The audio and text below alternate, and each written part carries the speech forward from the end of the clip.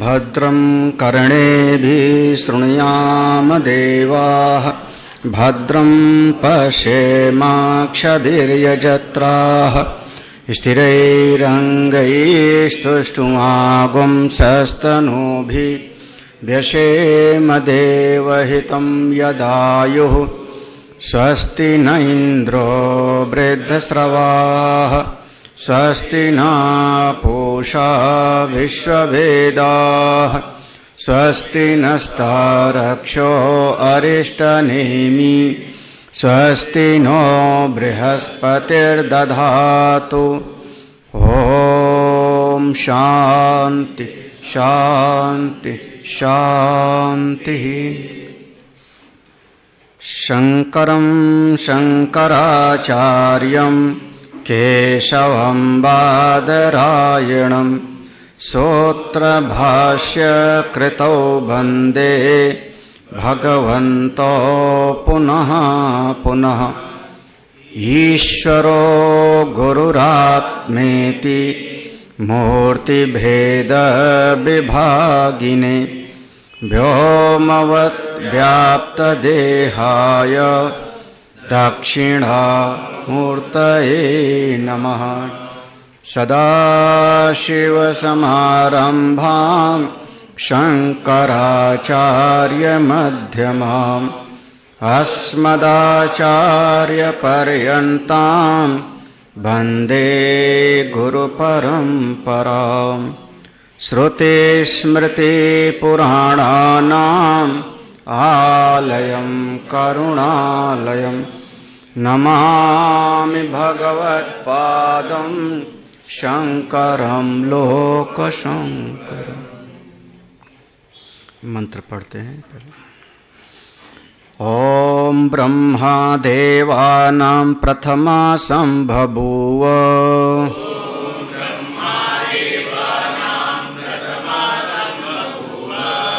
विश्वस्य कर्ता भुवनस्य गोप्ता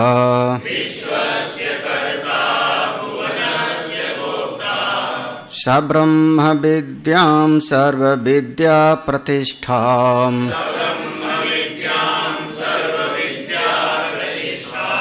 अथर्वाय ज्येष्ठ पुत्राय प्राह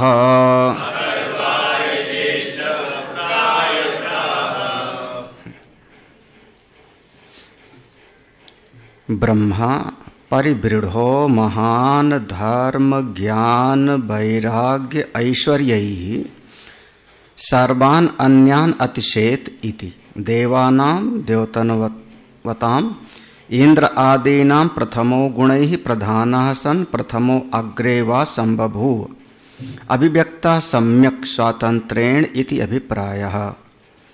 न तथा यथा धर्म अधर्म वशात् संसारिणो अन्य जायन्ते यौ असौ अतीन्द्रियो ग्राह्यः इत्यादि स्मृते है। यहाँ तक पढ़ा था हम लोगों ने।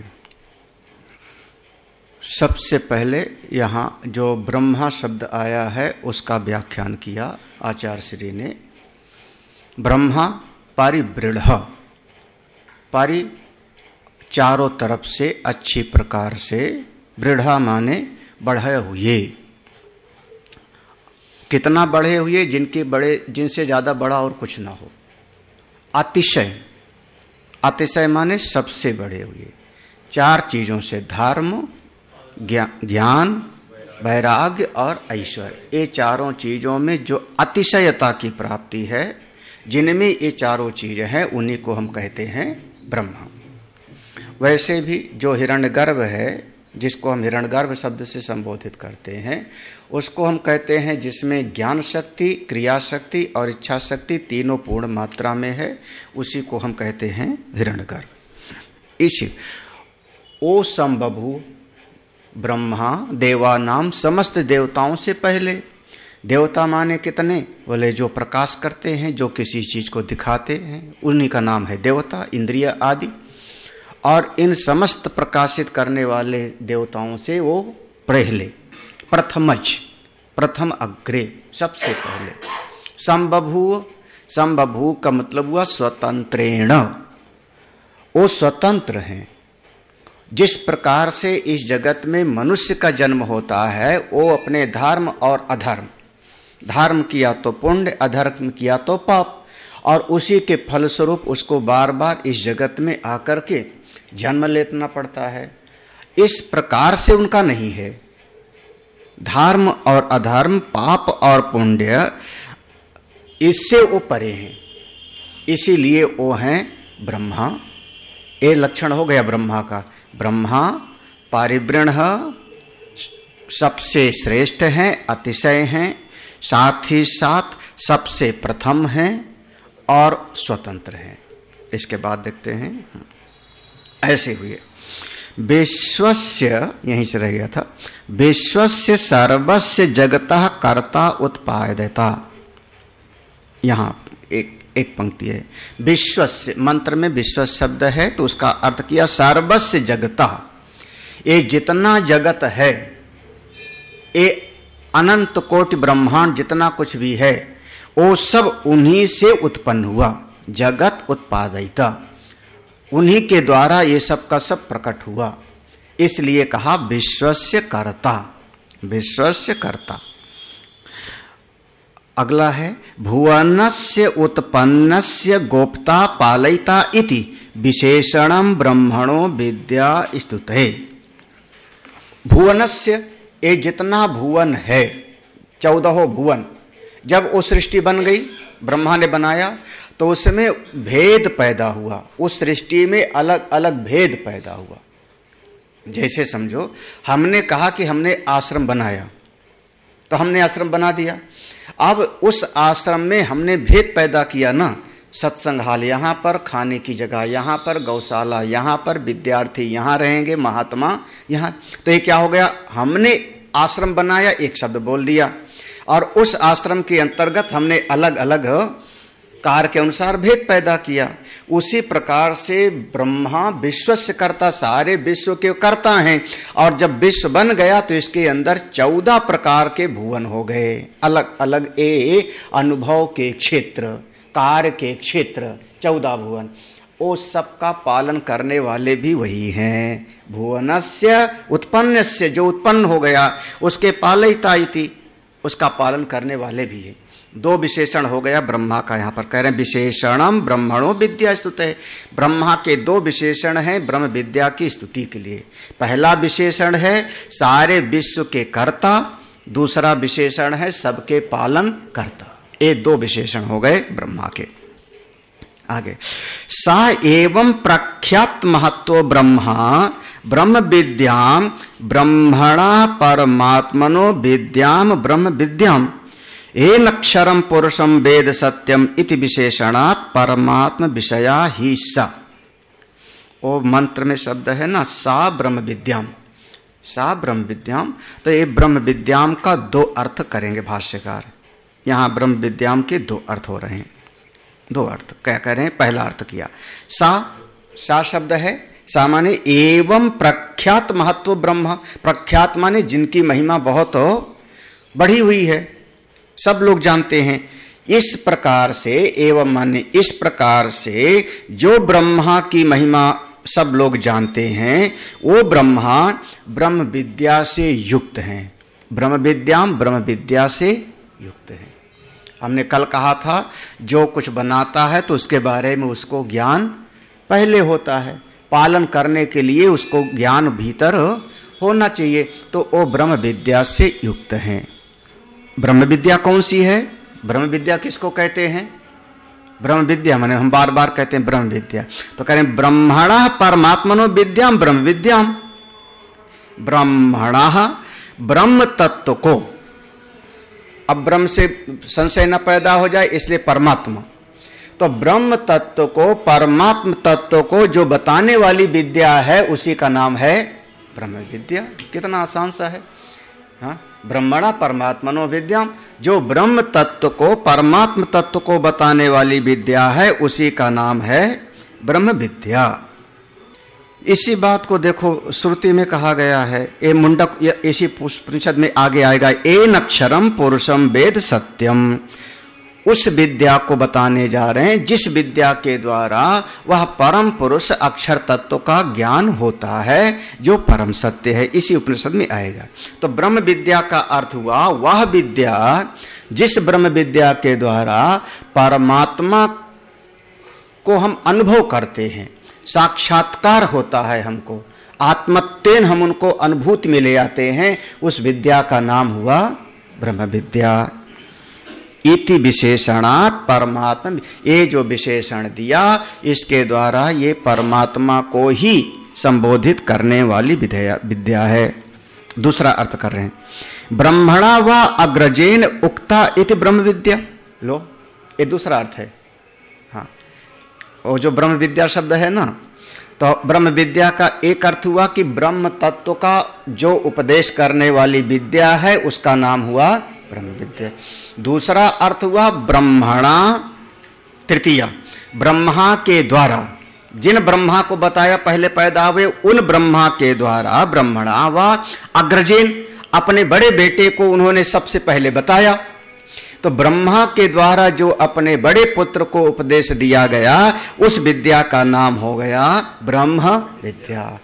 क्यों? ब्रह्मा ने बताया, ब्रह्मा ने उपदेश दिया, इसलिए उसका नाम हो गया ब्रह्म विद्या। किसको उपदेश दिया? अपने पुत्र को, अपने पुत्र को।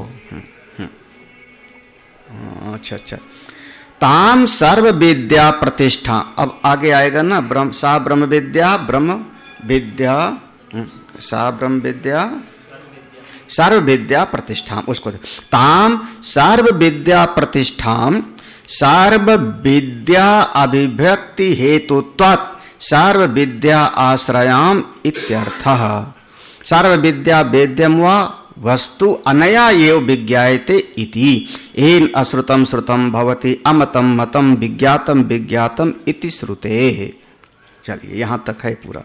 ताम सर्व विद्याम, उसी ब्रह्म विद्या के द्वारा, उसी ब्रह्म विद्या के द्वारा हम सब कुछ जानते हैं। तो ताम सर्व विद्या प्रतिष्ठाम, ये सारी विद्या, जितनी विद्या है, जितना ज्ञान है, सब की प्रतिष्ठा यही ब्रह्म विद्या है।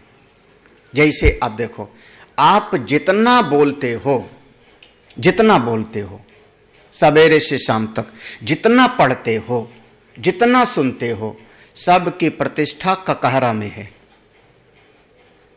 स्वर और व्यंजन है कि नहीं है? सबका, जितना सवेरे से शाम बोल रहे हो, जितना कुछ आप कुछ चर्चा कर रहे हो, शब्द ही तो है। और वो शब्द कहां से निकला है? वो स्वर और व्यंजन से, काखा गाघा से। तो सबकी प्रतिष्ठा कहां हो गई? वहां पर। जैसे जितना कुछ आपने बिल्डिंग बनाई उसकी प्रतिष्ठा कहां हो गई? पृथ्वी में, मिट्टी में। क्योंकि उसी मिट्टी से ईंट बना, उसी मिट्टी से लोहा निकला, उसी मिट्टी से पेड़ बना तो जिसकी लकड़ी बनाई, तो सारी आपके भवन की प्रतिष्ठा हो गई पृथ्वी। उसी प्रकार से जितनी विद्या होती है सबकी प्रतिष्ठा, सबका मूल यही ब्रह्म विद्या है। इसी बात को करें, प्रतिष्ठाम सर्व विद्या अभिव्यक्ति हेतुत्वात् सर्व विद्या आश्रयाम इत्यर्थ। अरे भाई, आपने ककहरा पढ़ लिया तो आगे तमाम तरह का उसका व्याख्यान कर लोगे, तमाम तरह के शब्दों का निर्माण कर लोगे। मैं जाता हूं, मैं खाता हूं, मैं आता हूं। उसी प्रकार से आप समस्त इसी ब्रह्म विद्या से सारा का सारा अभिव्यक्ति होती है। इसी ब्रह्म विद्या के द्वारा ही सारा का सारा आपका ज्ञान प्रकट होता है। आप ब्रह्म विद्या कह दिया अपने चेतन को, आत्मा के ज्ञान को, और आत्मा आप जिंदा हो तो बोलते हो तो खाते हो तो चलते हो, सबका सब, तो सब की प्रतिष्ठा कौन हो गई? ब्रह्म विद्या। ठीक है। अब इसी हाँ एक बात और करें, सार्व विद्या वेद्यम वा वस्तु अनया एव विज्ञायते। सार्व विद्या वेद्यम, जितना कुछ भी, सार्व विद्या वेद, जितना कुछ भी आप जानते हो, जितना कुछ भी आप जानते हो, वो सब का सब इसी ब्रह्म विद्या के द्वारा ही जानते हो, इसी ब्रह्म विद्या के द्वारा ही जानते हो। ये जो सार्व विद्या वेद्यम शब्द है ना, उसको ध्यान देना। सार्व विद्या वेद्यम, समस्त विद्याओं को जिसके द्वारा हम जानते हैं। किसके द्वारा? वस्तु अनया एव विज्ञायते, वस्तु अनया एव, इसी ब्रह्म विद्या के द्वारा ही और सारी विद्याओं को हम जानते। लो, मतलब सीधा कह लो कि आप जितना पानी है सब समुद्र की ही बूंद है। भले आप समुद्र से किनारे हो, लेकिन सारा का सारा पानी किसका है? उसी समुद्र की बूंद है। तो जितना कुछ ज्ञान है, जितना भी कुछ ज्ञान है, जितना कुछ पढ़ते लिखते बोलते हैं, सब इसी ब्रह्म विद्या के आधार पर ही आप बोलते हो। भले आप उसको परमात्मा को विस्मृत कर दिए। अब जो आदमी भट्ठा लगा के ईंट बना रहा है, पृथ्वी को भूल गया, खोद रहा है, लकड़ी का काम कर रहा है, आरा मशीन लगा दिया तो पृथ्वी तत्व को भूल गया, लेकिन सब मूल रूप से केवल पृथ्वी ही है। तो सार्व विद्या वेद्यम, सार्व विद्या वेद्यम वा वस्तु अनया एव विज्ञायते, इसी के द्वारा ही सब कुछ जाना जाता है, इसी के द्वारा। वेद में मंत्र है, वेद में मंत्र है, यह वेद का मंत्र छांदोग्य उपनिषद का मंत्र है। एन अश्रुतम श्रुतम भवति अमतम मतम अविज्ञातम विज्ञातम इति श्रुते। ये हम उस विद्या को बताने जा रहे हैं जिससे असुना सुना हो जाता है, जिसका विचार आपने किया नहीं वो सब का सब आपके विचार में आ जाता है। अमतम मतम अविज्ञातम विज्ञातम, कुछ चीज अज्ञात नहीं रही। इसी बात को आगे इस उपनिषद में कहे ना कि इस एक तत्व के जानने से सबका ज्ञान कैसे हो जाता है। तो ये छांदोग्य उपनिषद का मंत्र दे दिया यहाँ पे। सीधा सा अर्थ है कि आप जो भी जानते हो, आपके भीतर ज्ञान शक्ति है तभी जानते हो, जानने की सामर्थ्य है तभी तो ना। चाहे आप हिंदी पढ़ो, चाहे संस्कृत, चाहे अंग्रेजी, अगर आपके भीतर जानने की शक्ति ना हो, हम कहते हैं बुद्धि में जानने की शक्ति ना हो, आप पढ़ के दिखाओ अखबार। तो चाहे अखबार पढ़ो, चाहे टीवी देख के जानो, चाहे कोई और, किसके द्वारा जान रहे हो? ज्ञान शक्ति के द्वारा। और वो जो ज्ञान की शक्ति है कौन है? उस ज्ञान को शक्ति को बताने वाला कौन है? ब्रह्म विद्या। तो इसी के द्वारा ही आप सब कुछ जानते हो, इसके अलावा और कोई उपाय नहीं। इसलिए आप मूल को पकड़ लो, असल को पकड़ लो, यही कहना चाह रहे हैं। हाँ, एक एक पत्ते को सींचने के बजाय मूल को पकड़ो। हाँ, फिर से सार्व विद्या प्रतिष्ठाम इति चा स्तौति विद्याम अथर्वाय ज्येष्ठ पुत्राय प्राह ज्येष्ठश्चासौ पुत्राश्च अनेकेषु ब्रह्मणा सृष्टि प्रकारेषु अन्यतमस्य सृष्टि प्रकारस्य प्रमुखे पूर्वम अथर्वा सृष्टे इति ज्येष्ठा तस्मै ज्येष्ठ पुत्राय प्राह उक्तवान। थोड़ा सा एक एक शब्द पर ध्यान देना। सर्व विद्या प्रतिष्ठाम इति चा स्तौति, उस सर्व विद्या की सारे ज्ञान की प्रतिष्ठा यही ब्रह्म ज्ञान है, इसकी स्तुति कर दिया, इसकी स्तुति हो गई। और इसकी स्तुति करके आगे बताते हैं कि इस विद्या को विद्याम अथर्वाय, अपने पुत्र अथर्वा को, कौन अथर्वा? ज्येष्ठ पुत्राय, जो ज्येष्ठ पुत्र थे उनको प्रदान किया। अब ज्येष्ठ के दो अर्थ होंगे, ज्येष्ठ का दो अर्थ होगा। अगर ज्येष्ठ कह रहे हैं तो इसका मतलब कई होंगे तभी तो ज्येष्ठ कहने की बात आई ना। अब आजकल बेचारे कि एक ही है तो ज्येष्ठ कैसे कहोगे? कौन बड़ा कौन मझला? जिसके एक ही है आप बताओ, बड़ा कौन मझला कौन, छोटा कौन? हाँ, तो अगर आपने कहा मझला या बड़ा या छोटा, इसका मतलब कई पुत्र होंगे। तो वही कह रहे हैं ज्येष्ठ पुत्राय प्राह ज्येष्ठश्च असौ पुत्राश्च अनेकेषु ब्रह्मणा। देखो अनेक पुत्र होंगे ब्रह्म के, ब्रह्मा के अनेक पुत्र, जैसे कि भागवत आदि में वर्णन है कि उनके शरीर से 10 ऋषि आदि पैदा हुए, मरीच आदि। तो ऐसे अनेकों में से जो श्रेष्ठ थे ब्रह्मणा सृष्टि प्रकारेषु, उनमें जो श्रेष्ठ उनको लगे सृष्टि प्रकारस्य, उन अथर्वा को सबसे पहले उन्होंने ब्रह्म ज्ञान का उपदेश किया, प्रमुख थे। अच्छा, प्रमुखे पूर्वम अथर्वा सृष्टि इति। एक चीज और कह लो, आप समझ लो। कई बार ऐसा भी होता है कि हमारे 10 बच्चे हैं, 10 बच्चे में जो बड़ा वाला है वो थोड़ा नासमझ है, बड़ा वाला नासमझ है, और बीच वाला बहुत बुद्धिमान है। तो आप अपना सारा का सारा पसारा किसको सौंपोगे? हाँ, तो आप कहोगे भले जन्म से वो ज्येष्ठ है, जन्म से बड़ा है, लेकिन बुद्धि में वो ज्येष्ठ नहीं। तो एक तो आयु से ज्येष्ठ माना जाता है और दूसरा विवेक शक्ति से ज्येष्ठ माना जाता है। ये 2 तरीका माना जाता है, 2 तरीके से। तो अगर ब्रह्मा के शरीर से 10 पुत्र पैदा हुए तो उसमें 2 दृष्टि है, या तो ज्येष्ठ को और या तो श्रेष्ठ को। हाँ, 2 बातें हैं। जो विवेक शक्ति से श्रेष्ठ है, प्रज्ञा शक्ति से श्रेष्ठ है, उसको देना चाहिए। इसलिए ऐसा उन्होंने अपने अथर्वा ऋषि को उन्होंने प्रदान किया। अगला मंत्र पढ़ो। अथर्वणेयां प्रवदेत ब्रह्मा अथर्वातां पुरोवाचंगिरे ब्रह्म विद्याम् स भारद्वाजाय सत्यवाहाय प्राह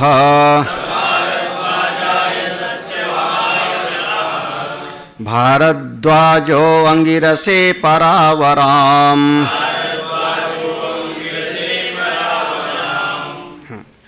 अथर्वणे, पहले मंत्र का एक एक शब्द कर दो। अथर्वणे याम प्रवदेत ब्रह्म, अथर्वण के लिए, अथर्वा ऋषि के लिए, याम जिस विद्या को, प्रवदेत उपदेश किया किसने? ब्रह्म। अन्य करो, ब्रह्मा अथर्वणे याम प्रवदेत, ब्रह्मा ने अथर्वा ऋषि को जिस ब्रह्म विद्या का उपदेश किया। ताम अथर्वा पुरोवाच अंगिरे ब्रह्म विद्या, उसी ब्रह्म विद्या को, ताम ब्रह्म विद्याम, उसी ब्रह्म विद्या को अथर्वा ऋषि ने फिर दिया अंगिरा ऋषि को। ठीक है। सा, यहां पर जो सा है, ये सा आपको,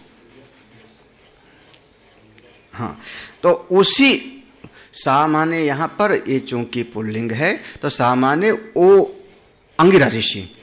अंगिरा ऋषि ने भारद्वाजाय सत्यवाह प्राह, उसी ब्रह्म विद्या को प्रदान किया भारद्वाज गोत्र में उत्पन्न भारद्वाज के पुत्र जिनका नाम था सत्यवाह, उनको प्रदान किया, सत्यवाह को प्रदान किया। और या तो ऐसा भी आगे कहेंगे, बताएंगे कि भारद्वाज जो है ये इन्हीं का एक उपनाम था सत्यवाह, क्योंकि यहाँ पर लिखा भारद्वाज के पुत्र भारद्वाज, ऐसा हो जाएगा। है ना, जैसे दशरथ के पुत्र का नाम हो गया दाशरथ, ओम दाशरथाय विद्महे सी, तो दशरथ के पुत्र हो गए दाशरथ। वसुदेव के पुत्र हो गए कौन? वासुदेव। तो ऐसे भारद्वाज के पुत्र हो गए भारद्वाज। सत्यवाह उनका एक और नाम है, तो उनको दिया। और भारद्वाजो अंगिरसे परावराम, ऊपर वाले एक नाम था अंगिरा, उनका नाम था अंगिरा, यहां पर आएगा अंगिरस। तो उसी ब्रह्म विद्या को फिर भारद्वाज के पुत्र सत्यवाह ने अंगिरसा को प्रदान किया। इस प्रकार से अंगिरस, यहाँ पर अंगिरा अलग है, अंगिरस अलग है। उसी ब्रह्म विद्या का एक क्रम से कह लो ऊपर से नीचे की तरफ ये ब्रह्म विद्या प्रवाहित होती चली आई। ब्रह्मा ने दिया अथर्वा को, अथर्वा ने दिया अंगिरा को, अथर्वा ने अंगिरा को, अंगिरा ने भारद्वाज सत्यवाह को, और सत्यवाह ने दिया अंगिरसा को। भाष्य पढ़ लो इसमें एक एक शब्द का। याम याम एताम अथर्वणे प्रवदेत अवदत ब्रह्म विद्याम ब्रह्मा तामेव ब्रह्मणा प्राप्तम अथर्वा पुरा पूर्वम उवाच उक्तवान अंगिरे अंगिर नामने ब्रह्म विद्या। याम एताम, जो इस ब्रह्म विद्या को, जो ये ब्रह्म विद्या थी, अथर्वणे प्रवदेत अवदत ब्रह्म विद्या, अथर्वा ऋषि को ब्रह्मा जी ने प्रदान किया था। तामेव, उसी ब्रह्म विद्या को, उसी ब्रह्म विद्या को, जैसे कई बार अपना नमक मिर्च लगा देते हैं ना, कोई कुछ न कुछ ऐसा कुछ मिलाया नहीं। तामेव, उसी ब्रह्म विद्या को ज्यों का त्यों ब्रह्मणा प्राप्तम, जो ब्रह्म से प्राप्त हुआ, ब्रह्मा से प्राप्त हुआ अथर्वा ऋषि को, ज्यों का त्यों अथर्वा ने उसको पहले पूरा पूर्वम उवाच उक्तवान, पहले उन्होंने अंगिरा को बताया। अंगिरा, अंगी नाम ने ब्रह्म विद्या, उनका नाम ही था अंगिरा ऋषि। साचा अंगिर भारद्वाजाय भारद्वाज गोत्राय सत्यवाहाय सत्यवाह नाम ने प्राह प्रोक्तवान। यहाँ दोनों बातें कह सकते हैं। इसके लिए कहा कि साचा अंगिरा, अंगिरा ऋषि ने जो मंत्र में भारद्वाज, भारद्वाज का अर्थ किया भारद्वाज गोत्राय, भारद्वाज गोत्र में उत्पन्न सत्यवाह को, अथवा, अथवा कह लो भारद्वाज का ही एक उपनाम सत्यवाह नाम ने प्राह प्रोक्तवान। भारद्वाजो अंगिरसे स्वशिष्याय पुत्राय वा परावराम परस्मात् परस्मात् आवरेण प्राप्ता इति। परावरा पर अपर सर्व विद्या विषय व्याप्तिर्वा ताम परावराम अंगिरसे प्राह इति अनुसंगा। हाँ देख, एक एक शब्द पर ध्यान देना। भारद्वाजो अंगिरसे, जो भारत, ये मंत्र में है भारद्वाजो अंगिरसे, यहां तक मंत्र में है। स्वाशिष्याय पुत्राय, ये भारद्वाज ऋषि ने, सत्यवाह ने, अब दोनों बात हो सकती, हो सकता है उनके पुत्र हैं या उनका शिष्य है। स्वाशिष्याय पुत्राय, वा या ना, वा का मतलब हुआ अथवा, हो सकता है उनके पुत्र ही हैं बड़े, या ये भी हो सकता है कि उनके बहुत समझदार कोई शिष्य हैं। दोनों बातों की संभावना है, हमको पता नहीं, हम दोनों बात कह सकते हैं। तो उसे कह रहे हैं स्वाशिष्याय पुत्राय वा, अपने पुत्र को, परावराम, ये मंत्र में है परावराम, मंत्र में परावराम, परावराम, तो परावराम बहुत थोड़ा सा गंभीर अर्थ वाला हो गया। तो परावराम को कह रहे हैं, परावराम माने परस्मात् परस्माद अवरेण प्राप्ता इति। परावराम, पार धन अवर दो शब्द हो गया ना, तो पारा अस्मात्, जो बड़े थे उनसे, पार अस्माद अवरेण, जो नीचे वाले हैं, अवर वाले हैं, उनको प्राप्त हुई। तो श्रेष्ठ से नीचे वालों को प्राप्त हुई, ऊपर से नीचे वालों को प्राप्त हुई। प्राप्ता इति परावरा, परावरा का पहला अर्थ हुआ कि ऊपर से नीचे की तरफ यह ज्ञान का प्रवाह चलता रहा, इसलिए इस विद्या का नाम हो गया परावर। परावर माने, अरे भाई जितने गुरु लोग होते हैं ना, जितने गुरु लोग होते हैं लगभग हम कह सकते हैं, जो अध्ययन अध्यापन कराते हैं, पढ़ाते हैं, उनका जो शिष्य होते हैं, उस शिष्यों को लगता है कि हम बहुत विद्वान हो गए, हम बहुत विद्वान हो गए, और गुरु लोगों को लगता है कि अभी तो कुछ पढ़ा ही नहीं इसने। सही कह रहा हूं, ऐसा सभी को लगता है। हाँ, पूरी परंपरा में ऐसा लगता है कि अभी तो कुछ पढ़ा ही नहीं है, और शिष्य को लगता है बस बहुत हो गया, अब हम जा करके सबको जो है पूरी दुनिया को बदल के रख देंगे, पूरी दुनिया को बदल के रख देंगे, सबको ये ज्ञान प्रदान कर देंगे। और गुरु लोगों को लगता है अभी तो बहुत कुछ पढ़ना बाकी रह गया। तो वो जो गुरु के हृदय का भाव है, उसको गुरु को लगता है कि अभी ये पूरी तरह से पहुंचा नहीं है, अवर है, हाँ अवर है, तो हमसे जो विद्या प्राप्त हुई वो अब वो जा करके फिर दूसरे को बताएगा, तो वो भी यही समझेगा। ये मत समझना, अब जब हमारा कोई शिष्य जाके सुनाएगा तो वो भी यही कहेगा। उनका कोई शिष्य अगर छोड़ के चला गया और जा करके सुनाना शुरू कर दिया, मैं तो सिद्ध हो गया, तो वो भी यही कहेगा अभी तो कुछ जाना ही नहीं। समझ रहे हैं ना? तो ये पर से अवर की तरफ ये ब्रह्म विद्या चलती चली आई, इसलिए नाम है इसका परावर। दूसरा अर्थ करते हैं, दूसरा अर्थ किया भगवान भास्कर ने। परावरा फिर से देखो, पर अपर सर्व विद्या विषय व्याप्तिर वा माने अथवा जाएगा फिर ना, तो वा माने अथवा। पर और अवर, पर और अपर दो ही प्रकार की विद्या है, आगे भी कहेंगे द्वय विद्या वेदितव्य, हाँ, तो दो ही प्रकार की विद्या है, पर और अपर। तो समस्त पर और अपर सारी विद्याओं को यही ब्रह्म विद्या ही व्याप्त करती है, इस ब्रह्म विद्या से अतिरिक्त और हो कुछ नहीं, इसलिए इसका नाम है परावर। अब ये मंत्र में परावराम शब्द है ना, परावराम शब्द है ना, तो परावराम शब्द के साथ कोई क्रियापद नहीं है व्याकरण में। जैसे हमने कह दिया मैं भोजन, तो इसमें इतना शब्द बोला तो मैं भोजन के बाद में अब क्रियापद नहीं लगा रहे हो ना, करूंगा या खा रहा हूं, इसका नाम है क्रियापद। तो जब क्रियापद नहीं है तो उसका अर्थ फिर नहीं निकलेगा। वो क्रियापद के लिए धातु होता है ना, वो कौन सा, तिगंत, पठति पठता पठंती, करोति कुरता, वो क्रियापद का है पूरा का पूरा, तो वो क्रियापद नहीं है मंत्र में, तो उसको लिए कह रहे हैं परावराम अंगिरसे प्राह। प्राह शब्द को यहां भी जोड़ लो, अनुसंग माने पिछले वाले मंत्र से प्राह शब्द को लाके यहां भी जोड़ लो। परावराम प्राह इति अनुसंगा, अनुसंगा माने पिछले वाले मंत्र में प्राह शब्द है, तो उस प्राह को यहां पर भी ला करके अनुसंगी कर सकते हो, जोड़ सकते हो, तब क्रियापद निकल आएगा कि हाँ इस प्रकार से उस ब्रह्म विद्या को सत्यवाह ने भरद्वाज गोत्र में उत्पन्न उन्होंने दिया अंगिरसा ऋषि को। अब अंगिरसा ऋषि ब्रह्म ज्ञानी हो गए हैं, इस प्रकार से गुरु परंपरा से ज्ञान प्राप्त करके वो अपना कहीं पर आश्रम बना करके अपनी महिमा में विराजमान है, शिष्यों को स्वाध्याय आदि कराते हैं। उनकी महिमा चारों तरफ ख्याति फैल गई है। एक कोई महात्मा उन्होंने सुना और सुन करके उनके पास ज्ञान की इच्छा से आते हैं। तो अगला मंत्र है शौनको हा वै महाशालो अंगिरसं विधिवत उपसन्ना पप्रच्छ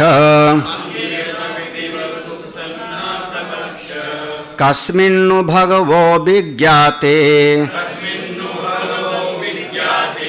सर्वमिदं विज्ञातं भवति इति शौनको हा वै महाशालो अंगिरसं विधिवत उपसन्ना पप्रच्छ कस्मिन्नु भगवो विज्ञाते सर्वमिदं विज्ञातं भवति इति। शौनको, यहाँ जो हा शब्द है बीच में हा अक्षर है, ये प्रसिद्धि के लिए है। एक बहुत प्रसिद्ध घटना हुई, एक निपात है और बहुत ही प्रसिद्धि के लिए हम एक शब्द प्रयोग कर देते हैं, हा अस्म ऐसे शब्द प्रयोग करते थे। तो एक प्रसिद्ध बात हो गई, शौनको वै महाशालो। शौनक नाम के एक ऋषि थे, महाशाल माने बहुत बड़े गृहस्थ थे, उनका बहुत बड़ा वैभव आदि था, या कह दो कि आश्रम था, गुरुकुल था, उसमें जो है अच्छा गौशाला थी, हाँ, गौशाला थी, पाठशाला थी, हाँ, तो ऐसे शौनक नाम के एक ऋषि थे। तो अच्छा अंगिरसम विधिवत, अब वो शौनक नाम के महात्मा ने सुना कि अंगिरस नाम के महापुरुष हैं जो ब्रह्म विद्या में प्रतिष्ठित हैं, तो उनके पास विधिवत नियम पूर्वक जा करके, उपसन्न जा करके पप्रच्छ उनसे पूछा। प्रश्न क्या पूछा? कस्मिन् नु भगवो विज्ञाते, हे भगवान। अंगिरसा महाराज, यहां अंगिरसा हो गए गुरु, इस उपनिषद में आगे पूरा परंपरा, जहां उपदेश है अंगिरसा गुरु हैं और शौनक यहां पर शिष्य। तो कस्मिन् नु भगवो विज्ञाते, हे भगवान अंगिरसा महाराज, क्या कोई एक ऐसा तत्व है, एक ऐसी कोई चीज है जो एक चीज को मैं जान लूं तो सर्वम इदम विज्ञातम भवति। एक चीज को जान लूं तो ये सारा का सारा मेरा जाना हुआ हो जाए। क्या कोई एक ऐसा तत्व है? अगर है तो हमको उस तत्व का ज्ञान आप दीजिए। अगर है, और अगर ऐसा कोई तत्व नहीं है तो आप हमको निषेध कर दीजिए कि ऐसी कोई चीज नहीं कि एक के ज्ञान से सबका ज्ञान हो जाएगा। लेकिन ऐसा पूर्व के कई उपनिषदों में सुरा है, ए न श्रुतम श्रुतम भवति अमतम मतम अविज्ञातम विज्ञातम। तो ये सारा का सारा आया है, हमने पहले भी सुना है ऋषियों से। तो ऐसा कौन सा एक तत्व है, एक तत्व जिस एक तत्व को जान लेने पर सब कुछ जान लिया जाता है। एक को जानो सब जान लो। हाँ, अब सरल भाषा में कह दें, सरल भाषा में तो पूरा पतीले में से एक चावल का दाना आपने टटोला, पका कि नहीं है, और पूरे पतीले के जितने 50,000 चावल हों, 50,000 कम कह रहा हूं, हाँ, सब चावल के बारे में जान लिया ना। एक चीज को, हमारे शरीर से कितना खून लेता है वो, हाँ, वो चेक करने वाले, हाँ, पूरे से 10 ml तब लेंगे जब आपको पूरा का पूरा लिपिड प्रोफाइल कराना हो, लिपिड प्रोफाइल कराना हो, यूरिक एसिड कराना हो, तमाम तरह का कराना होगा, तब 10 ml। और मान लो केवल आपको शुगर चेक करनी है तो, हाँ, तो ऐसे पिंच होता नहीं है, उतने एक बूंद में ही। तो एक बूंद खून को जानने से पूरे शरीर में आपका कितना है वो सब का सब जान लिया ना। ऐसे एक तत्व कौन सा है जिस एक तत्व को जान लेने पर सारा का सारा जगत जान लिया जाता है? यह मूल प्रश्न है। भाष्य पढ़ो। हम लोग जब भाष्य पढ़ते हैं ना तो बहुत ज्यादा प्रवचन वाली शैली में नहीं जाते, भाष्य पढ़ते जाओ, उसी में सब भाव खुल जाता है। शौनक पहले समझे। शौनकः शुनकस्य आपत्यम महासालो महागृहस्थो अंगिरसम भारद्वाज शिष्यम आचार्यम विधिवत यथाशास्त्रम इति एतत् उपसन्न उपगतः संपप्रच्छ पृष्ठवान। देखो शौनक कौन है? शुनकस्य आपत्यम, शुनक नाम के महात्मा के पुत्र हैं, शुनक नाम के ऋषि के पुत्र हैं। शुनकस्य आपत्यम, हाँ, जैसे हम लोग कहते हैं ना उद्दालक के पुत्र हैं श्वेतकेतु, श्वेतकेतु, या कठोपनिषद में गौतम शब्द आएगा, आरुणि शब्द आएगा, नचिकेता उसके पुत्र हैं। तो ऐसे ही तो शुनक के पुत्र हैं जिनका नाम है शौनक। ठीक। महासालो, ये मंत्र में शब्द आया, महासालो माने महागृहस्थो, छोटा मोटा गृहस्थ नहीं है, हाँ, बहुत बड़े गृहस्थ हैं। महागृहस्थ, महागृहस्थ माने जिसके पास 2 कमरे का घर हो वो अलग, और जिसके पास 50 कमरे का घर हो वो महाघर वाला। हाँ, यही तो होगा ना। चलिए, महासाल हूं। शौनको हावै महासाला माने शुनकस्य आपत्यम महासालो महागृहस्थो। ऐसे कौन? आंगिरसम भारद्वाज शिष्यम आचार्यम। तो ये शौनक ऋषि अंगिरस के पास गए। अंगिरस कौन? भारद्वाज शिष्यम, भारद्वाज के शिष्य। अच्छा, भारद्वाज के बहुत सारे शिष्य रहे होंगे? नहीं, आचार्यम, जो आचार्य पद पर प्रतिष्ठित थे, जो शिष्यों को अध्ययन अध्यापन कराते थे, विद्वान थे, उनके पास गए। ऐसे वैसे नहीं, उन्होंने किसी को भी मंत्र दीक्षा दिया हो ऐसे के पास नहीं गए। आचार्यम, उनके पर कैसे गए? विधिवत यथा शास्त्रम इति एतत् उपसन्ना, जैसे शास्त्र में बताया है वैसे गए। कैसे बताया? समित पाणी, इसी में आगे विधि होगा। तद विज्ञानार्थम स गुरुमेवा विगच्छेत समित पाणी ही श्रोत्रियम बर, ऐसे गए, उनके पास गए और जाकर के पृष्ठवान पूछा। शौनक अंगिरसो संबंधात अर्वाक विधिवत विशेषणाद उपसदन विधे पूर्वेशाम अनियम इति गम्यते। एक यहां पर शास्त्र की बात आ गई है, इस शास्त्र की बात आ गई कि शौनक और अंगिरस, ये जो यहां पर आया कि शौनक ऋषि विधिवत शब्द आया, विधिवत अंगिरसा के पास गए ज्ञान पाने के लिए, यही ना? तो इसके पहले ये जो वर्णन आया शौनक और अंगिरस का संवाद, अर्वाक, अर्वाक माने इस घटना के पहले, इसके पहले विधिवत विशेषणात् उपसदन विधे, ये विधि पूर्वक शिष्य गुरु के पास जावे, शायद ऐसा कोई नियम पहले नहीं था, ऐसा कोई नियम संभवतः पहले नहीं था।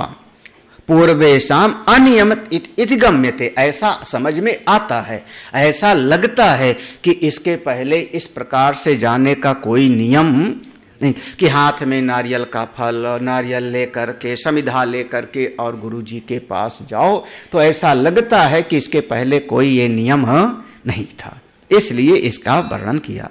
देखो, मर्यादा करणार्थम मध्य दीपिका न्यायार्थम व विशेषणम, या ऐसा भी समझ लो यहां पर क्यों बताया, यहां क्यों बताया? तो कह रहे मर्यादा करणार्थम, एक मर्यादा का पालन होना चाहिए, मर्यादा का उल्लंघन नहीं होना चाहिए। तो ऐसा भी हो सकता है कि देहली दीप न्याय के द्वारा यहां वर्णन किया गया। मध्य दीपिका न्यायार्थम देहली दीप, देहली दीप समझे, घर में एक ही दिया है, बचपन में हम लोगों ने किया है, एक ही लालटेन है घर में, और इधर भी उजाला चाहिए उधर भी उजाला चाहिए, तो आपने क्या किया, उस लालटेन को बीच में ड्योढ़ी पर रख दिया ना, देहरी बोलते थे, ड्योढ़ी बोलते थे, हाँ, ड्योढ़ी या देहरी बोलते थे, हाँ, तो वहां पे रख दिया दीपक को। तो देहली पर जब दीपक रख दिया तो इधर भी प्रकाश आया और उधर भी प्रकाश आया। तो एक तो ये है कि संभवतः इस घटना के पहले कोई ऐसा नियम नहीं था इसलिए, अथवा दूसरी बात ये हो सकती है देहली दीप न्याय के द्वारा कि पहले भी ऐसा होता था, आगे भी ऐसा होते रहना चाहिए, इसलिए यहां पर ऐसा निरूपण कर दिया गया। अच्छा, मर्यादा करणार्थम मध्य दीपिका न्यायार्थम व विशेषणम अस्मदादिषु अपि उपसदन विधेय इष्टत्वात्, बहुत बढ़िया शब्द है, अस्मदादिषु उपसदन विधेय इष्टत्वात्। अस्मदादिषु माने हम सब के लिए भी, अस्मदादिषु माने हम सब के लिए भी, आज भी, इस समय भी हम सब के लिए भी गुरु के पास जाओ तो विधि पूर्वक जाओ। हाँ, उपसदन विधे इष्टत्वात्, इष्टत्वात् माने यही अपेक्षित है, यही इष्ट है, ऐसे ही होना चाहिए। हाँ, अब ऐसे कमर पे जाके हाथ रख के खड़े हो जाओ, गुरु जी पूछने आ रहे हैं बताओ, हाँ, हाँ, महाराज पर्यावरण सम्मेलन करना है, अरे कर ले भैया। हाँ, तो ऐसे थोड़े चलता है। हाँ, तो सब नहीं समझे ना पर्यावरण वाली बात। हाँ, जो कल शाम को थे वो सब समझ गए। हाँ, जो कल शाम को नहीं थे उनको नहीं समझ में आएगा क्या मतलब हुआ पर्यावरण। हाँ, तो अब ऐसे नहीं, तो अभी भी अस्मदादिषु उपसदन विधे इष्टत्वात्, आज भी ये हमारे लिए बिल्कुल नियम है। हाँ, आगे कहते हैं, अब आगे नीचे की पंक्ति में आ जाते हैं। किम इत्याह, किम इत्याह, क्या बोला उन्होंने, शौनक ऋषि अंगिरसा के पास जाके क्या बोला, कस्मिन्नु भगवो विज्ञाते नु इत वितर्के, भगवो हे भगवन सर्वम यद इदम विज्ञेयम विज्ञातम विशेषेण ज्ञातम अवगतम भवति इति। एकस्मिन् ज्ञाते सर्ववित् भवति इति शिष्ट प्रवादम श्रुतवान शौनकः तद विशेषम विज्ञातु कामः सन कस्मिन्नु इति वितर्कयन् पप्रच्छ।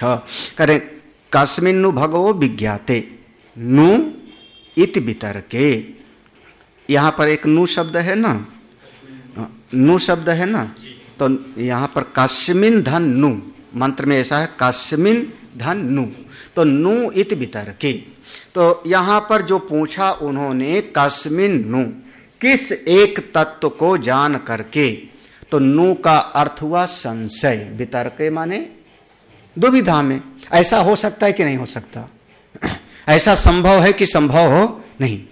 अगर ऐसा संभव है तो उसका ज्ञान दीजिए, और ऐसा संभव नहीं है तो उसके बारे में आप हमको समझाइए क्यों नहीं संभव है। तो ए नु का अर्थ देखो, अक्षर है केवल नु, नु माने ऐसा हो सकता है या नहीं हो सकता। अगर हो सकता है तो कैसे, और नहीं हो सकता है तो क्यों, आप हमको इसका पूरा उपदेश करिए। तो भागवो हे भगवान, अब जिससे हमको पूछना है उसके प्रति थोड़ा सर्वज्ञता का भाव होना चाहिए। अच्छा, जिससे हम पूछ रहे हैं, अगर हम समझ लें जिससे हम पूछ रहे हैं इसको कुछ आता ही नहीं, तो आपके पूछने का मतलब क्या रहा। भागवो भगवन माने जिससे आप कुछ चाहते हो, ज्ञान चाहते हो, उसके प्रति सर्वज्ञता की बुद्धि होनी चाहिए। इसके बगैर यह ज्ञान नहीं टिकता। हे भगवान, हे भगवान, यत् इदम विज्ञेयम विज्ञातम विशेषेण ज्ञातम अवगतम भवति। यत् इदम, ये जितना इदम इदम करके सारा जगत है, यत् इदम, यह जो ये जगत है, विज्ञेयम विज्ञातम, ये विशेष रूप से माने इसके एक एक तत्व को, एक एक रहस्य को हम इसको अवगत कर लें, जान लें, ऐसा कोई एक ज्ञान है क्या। इति एकस्मिन् ज्ञाते सर्वविद् भवति, क्या ऐसा एक तत्व के जानने पर इतना जितना जगत है सबको जान सकता हूं क्या, ऐसा कुछ है। ऐसा पूछ क्यों रहे हो तुम, पूछ क्यों रहे हो। करें शिष्ट प्रवादम श्रुतवान, शिष्ट प्रवादम माने बड़े बड़े लोग चर्चा कर रहे थे तो वहां हम खड़े थे, हमने सुन लिया था। शिष्ट प्रवादम माने बड़े बड़े श्रेष्ठ लोगों की कहीं चर्चा थी, सभा थी, वहां पर मैं भी था, तो वहां पर हमने श्रुतवान, वहां हमने सुना, वहां पर वो कह रहे थे कि एक तत्व के जानने से सबका ज्ञान हो जाता है। तो ऐसा शिष्ट प्रवादम श्रुतवान, ऐसा हमने महापुरुषों के मुख से सुना है। तो तद विशेषम विज्ञातु कामा, तो वही जो हमने सुन लिया था वहां पर चर्चा में, उसी को विशेष रूप से जानने की इच्छा से हम आपके पास आए हैं। वितर्कयन् पप्रच्छ, उस एक तत्व को जानने से, कस्मिन् इति, वह कौन सा तत्व है जिसको एक के जानने पर सबका ज्ञान हो जाएगा, उसको हम जानना चाहते हैं। अथवा, अच्छा, या तो ये पूरी पंक्ति हो गई कि हमने कहीं महापुरुषों के बीच में सभा में सुना था और वहां से जिज्ञासा जगी, तो मैं आपके पास पूछने के लिए आया हूं कि वो एक तत्व कौन है जिसको जानने से सब ज्ञान हो जाता है। या दूसरा भी अर्थ ले लो, हमको कोई उसमें वो नहीं है, दूसरा भी अर्थ ले सकते हो। अथवा लोक सामान्य दृष्टिया ज्ञात्वा ये पप्रच्छ, या लोक सामान्य की दृष्टि से, सामान्य जैसे लोग कोई आता है पूछ लेता है, ऐसे ही शौनक ऋषि ने पूछ लिया हो कि आप बताइए महाराज, क्या कोई एक ऐसा तत्व है, भले कहीं सुना नहीं पहले, लेकिन हो सकता है उनके भीतर अपनी जिज्ञासा जग गई हो, और उन्होंने ऐसे जैसे बहुत बार बच्चे पूछ लेते हैं। हाँ, अब कोई बच्चा पूछ लेता है, हम कई बार फंसे हैं, छोटा बच्चा है 4 साल का 5 साल का, वो पूछता है भगवान के पिताजी का क्या नाम है। अब ऐसा फंसता हूं मैं ऐसी बातों में कि कोई समाधान नहीं मेरे पास में। अब वो 4 साल के बच्चे को क्या समझाऊं, हाँ, ब्रह्म ज्ञान। और फिर वो पूछता है भगवान के बाप का क्या नाम। हाँ, हमने कहा भगवान के पिता, तो अरे होते ना हमारे पिताजी है ना, तो भगवान के पिताजी का क्या नाम। तो अब वो बच्चे ने पूछ लिया, अब उसको पूछ लिया तो पूछ लिया। तो अब ऐसे अथवा लोग सामान्य दृष्टिया ज्ञात्वा, ये सामान्य रूप से उन्होंने ऐसा पूछ लिया। अच्छा, अब आगे इस प्रश्न की गंभीरता में जाते हैं, इस प्रश्न के अंतर्गत जा रहे हैं। शांति लोके सुवर्ण आदि सकल भेदाः सुवर्णत्वादि एकत्व विज्ञानेन विज्ञायमाना लौकिकैः तथा किम नु अस्ति सर्वस्य जगत भेदस्य एकम जगत भेद अस्य एकम कारणम यद एकस्मिन् विज्ञाते सर्वम विज्ञातम भवति। करें संति माने होता है, संति माने ऐसा होता है। क्या होता है? लोके संसार में ऐसा होता है, जगत में ऐसा होता है कि सुवर्ण आदि सकल भेदा, सकल माने कहते हैं टुकड़ा, सकल माने खंड, सुवर्ण माने वो बताने की जरूरत नहीं ना तो सुवर्ण आदि सकल भेदा, सुवर्ण आदि सोने आदि के जो टुकड़े आदि अनेक अनेक हैं, या कह लो आभूषण तमाम तरह के हैं। तो सुवर्ण त्वाद एकत्व विज्ञान, अगर आप एक सोने का ज्ञान प्राप्त कर लो तो जितने टुकड़े हैं सोने का आभूषण सबका ज्ञान हो जाता है। तो जैसे एक स्वर्ण के ज्ञान से समस्त, अब वो मात्रा का ज्ञान नहीं होगा कि अंगूठी में कितना लगा है कि हार में कितना लगा है, लेकिन सब सोना है इसका बोध आपको हो जाएगा। एक सोने के टुकड़े के ज्ञान, सोने के तत्व जो सुनार है वो सब में सोना ही देख रहा है, या जो एक मिट्टी के ज्ञान से समस्त घट आदि का ज्ञान हो जाता है। उसी प्रकार से सुवर्ण आत्तद्वैत एकत्व विज्ञानेन विज्ञायमान अलौकिका, दुनिया में ऐसा होता है। तथा किमनु अस्ति, ऐसे क्या कोई एक तत्व है? सर्वस्य जगत भेद अस्येकम, ये सारे जगत में जितना नाम रूप दिखाई पड़ रहा है, चर अचर जड़ चेतन, इन सब में क्या कोई एक है? जैसे 1000 आभूषण बनाया, सबका कारण एक है, सोना। 1000 घड़े आदि बनाया, सबका कारण एक हुआ, मिट्टी। ऐसे दुनिया में जितना कुछ दिखाई पड़ रहा है अनेक अनेक भेद वाला, इसका क्या कोई एक कारण है? क्योंकि कारण के ज्ञान से कार्य का ज्ञान हो जाता है, मिट्टी के ज्ञान से घट कुल्हड़ आदि का ज्ञान हो जाता है। तो ये सारे नाम रूपात्मक जगत का क्या कोई एक ऐसा कारण है जिसको हम जान ले तो सबको ज्ञान हमको हो जाएगा। कारण के ज्ञान से समस्त कार्यों का ज्ञान हो जाता है। यद एकस्मिन् विज्ञाते सर्वम विज्ञातम भवति, जिसमें एक तत्व का ज्ञान प्राप्त हो जाए तो सारे तत्वों का ज्ञान प्राप्त हो जाता है। आगे अब एक पूर्व पक्ष है, एक प्रश्न उठा लिया। आगे पूर्व पक्ष है, और ननु अविदिते ही कस्मिन् इति प्रश्नो अनुपन्नः किम अस्ति तद इति तदा प्रश्नो युक्तः। ये एक उल्टा प्रश्न है, इसको कहते हैं प्रति प्रश्न, पूर्व पक्ष, पूर्व प्रश्न। ननु, लेकिन एक बात है, ननु आगे जहां भी आएगा समझते रहना। ननु माने प्रश्न है, मेरा एक प्रश्न है।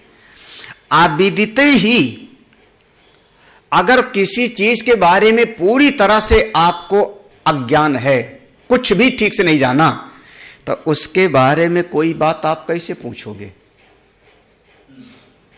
नहीं समझ आ रहा?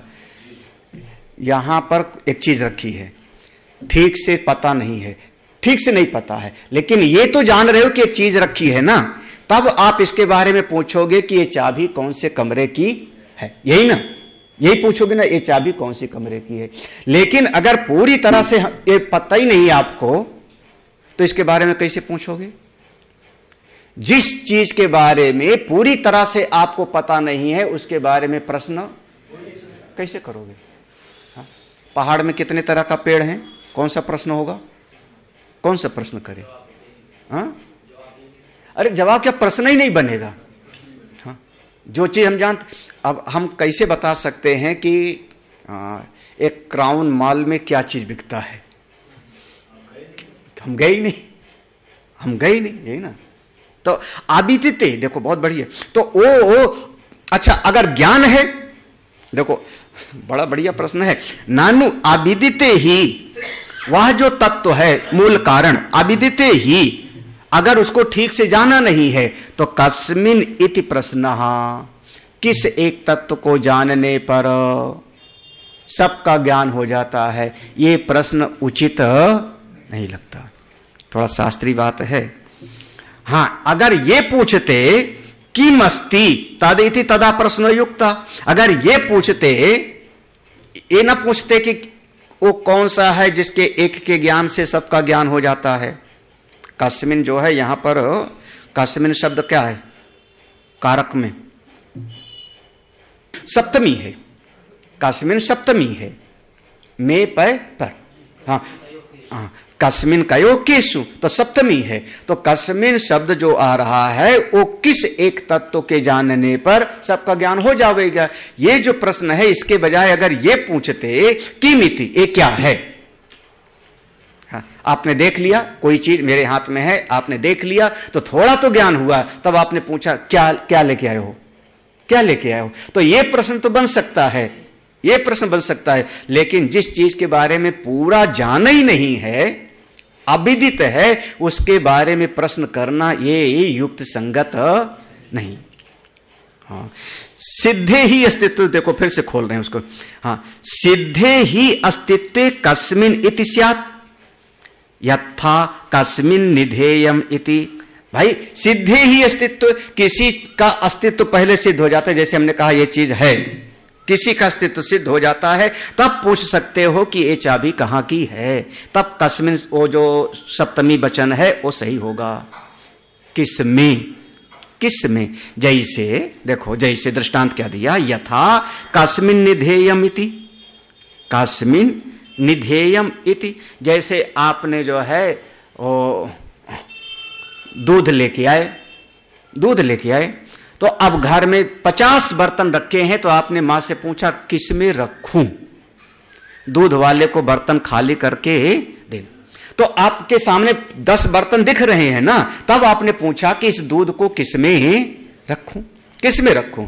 तो उसी प्रकार से ये पूरा का पूरा प्रश्न है पूरा। जब किसी चीज का अस्तित्व हमको दिखाई पड़ जाता है तो उसके बारे में प्रश्न करना युक्ति संगत है, और अगर उसके अस्तित्व को हम जानते ही नहीं तो उसके बारे में प्रश्न करना युक्ति संगत है नहीं। तो इसको कहते, बड़ा आसान सा है। भाष्यकार कहते हैं ना, तुम्हारी बात सही नहीं है और तुम समझते ही नहीं हो। अक्षर बाहुल्यात आयास भीरुत्वात् प्रश्न संभवति एव कस्मिन नु एकस्मिन विज्ञाते सार्वभिस्यात् इति। कह रहे हैं देखो ऐसा है ना कि अगर श्रुति भगवती वहां पर जैसे कस्मिन शब्द है, तो वहां पर अगर कोई और प्रयोग कर देती किस तत्व का, तो वहां पर एक शब्द और लिखना पड़ता ना, तत्व लिखना पड़ता, तत्व लिखना पड़ता, तो फिर वहां छंद भेद हो जाता, जो छंद है वो गड़बड़ हो जाता। जब छंद गड़बड़ हो जाता तो फिर आगे पीछे करना पड़ता।